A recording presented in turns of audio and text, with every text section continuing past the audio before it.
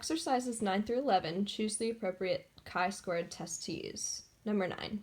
A company claims that each batch of its deluxe mixed nuts contains 52% cashews, 27% almonds, 13% macadamia nuts, and 8% Brazil nuts.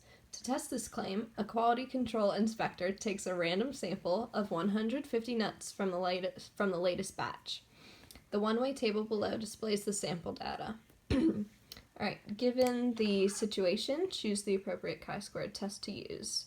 In this case, it is a chi-squared test of goodness of fit because we are seeing how well our distribution matches the company's distribution.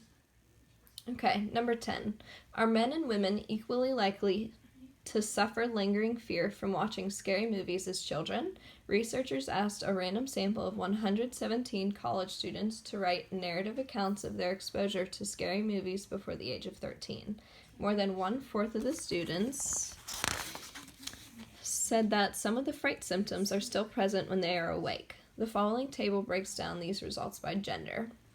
So, although this situation may sound like a chi-squared test for homogeneity, it's not.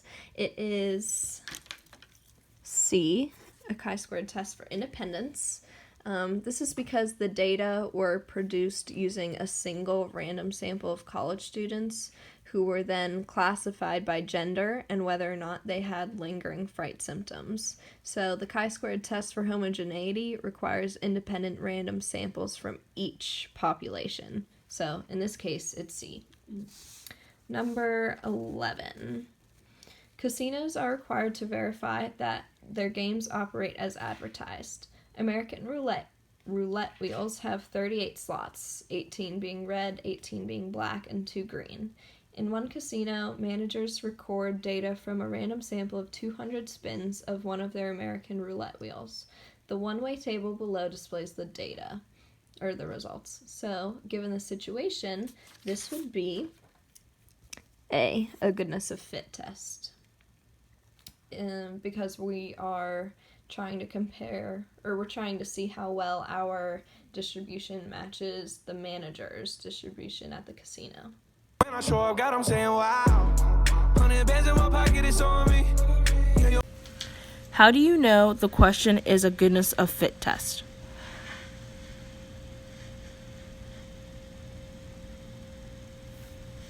You know it's a goodness of fit test if the question asks if the sample distribution matches the population distribution.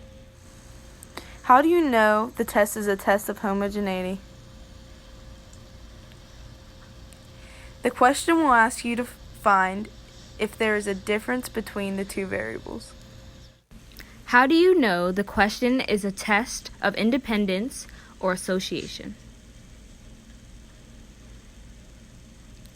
The question will ask you to find the relationship between the two variables. Our final question reads, Canada has universal health care. The United States does not, but often offers more elaborate treatments to patients with access. How do the two systems compare in treating heart attacks? The study then looked at many outcomes over a year after the heart attack. There was no significant difference in the patient's survival.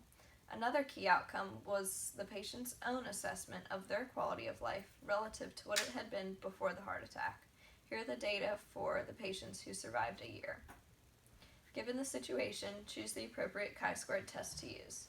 In this case, it's a chi-squared test for homogeneity because we're seeing if there is a difference between the two heart attack treatments.